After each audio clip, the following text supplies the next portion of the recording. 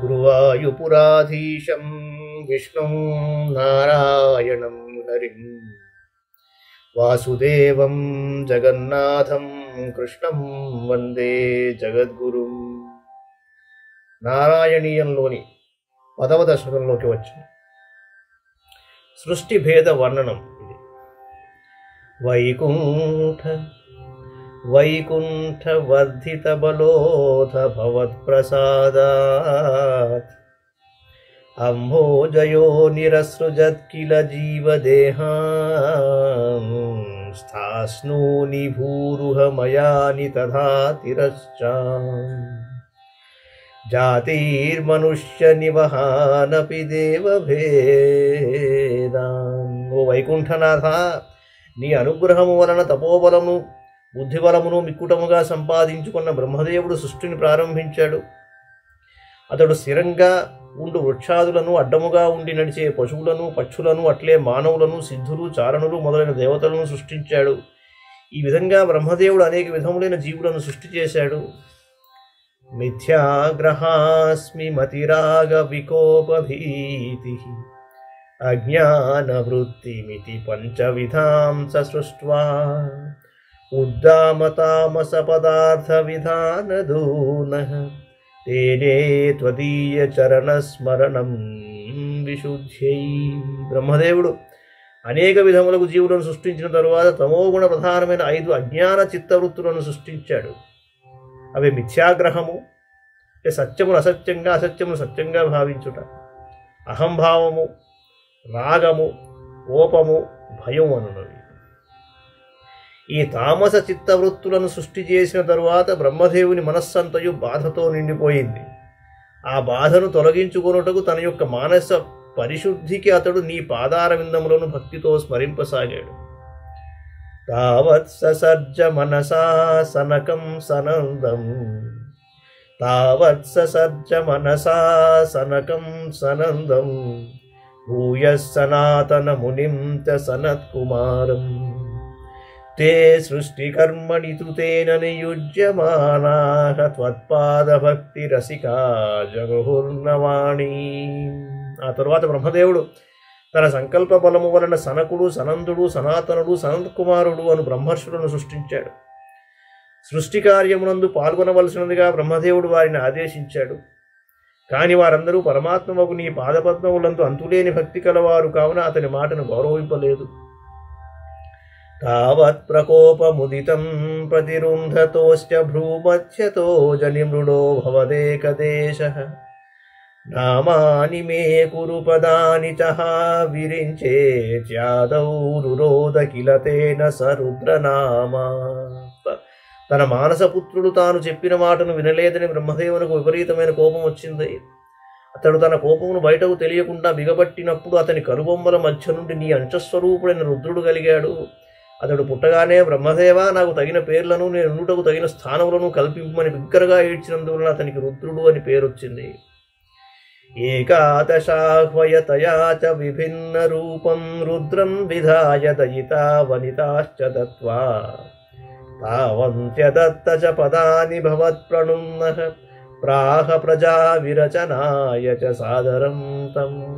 అప్పుడు బ్రహ్మదేవుడు పరమాత్మకు నీ ప్రేరణ వలన రుద్రునకు 11 పేర్లు గల వివిధములైన రూపములను ఏర్పరిచాడు. ఇంకను ఆ ఏకాదశ రుద్రులకు 11 భార్యలను ఇచ్చి వారందరూ ఉండుటకు భిన్న భిన్నమైన ప్రదేశములను కూడా ఏర్పాటు చేశాడు. ఆ తరువాత సంతానాభివృద్ధిని చేయుడని సాదరంగా వారిని కోరాడు.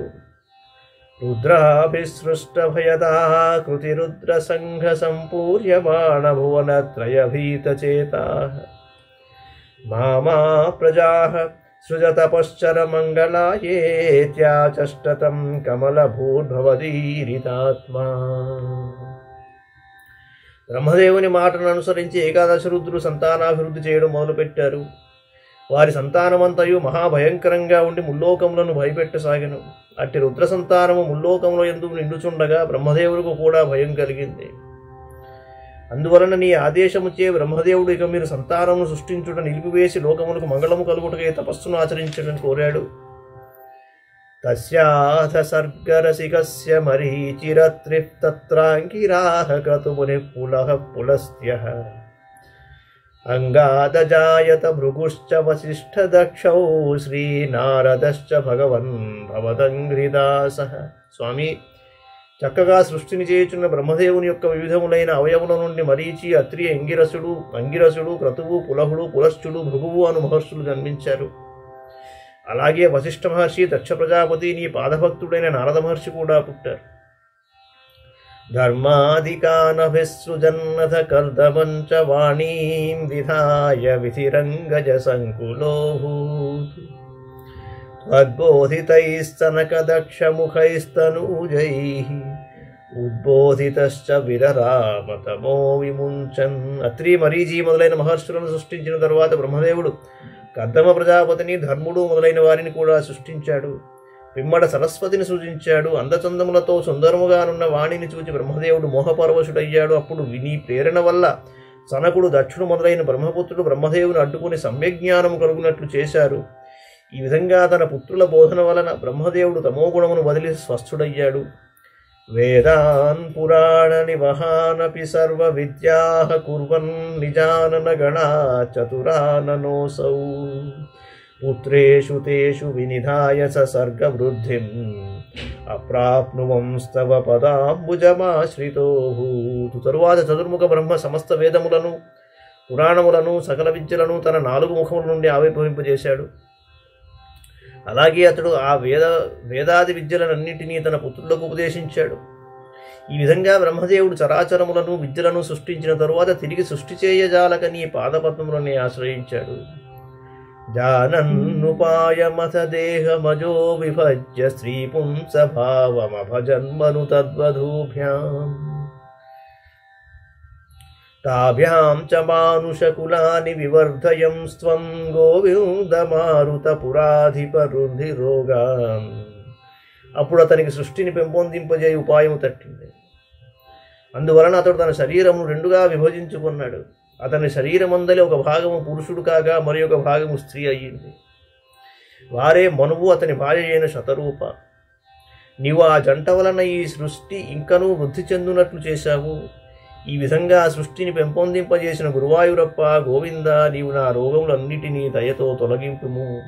మంగళం భగవాన్ విష్ణు, మంగళం గరుడధ్వజ, మంగళం పుండరీకాక్షో, మంగళాయతనో హరి. సర్వం శ్రీకృష్ణార్పణమస్తు.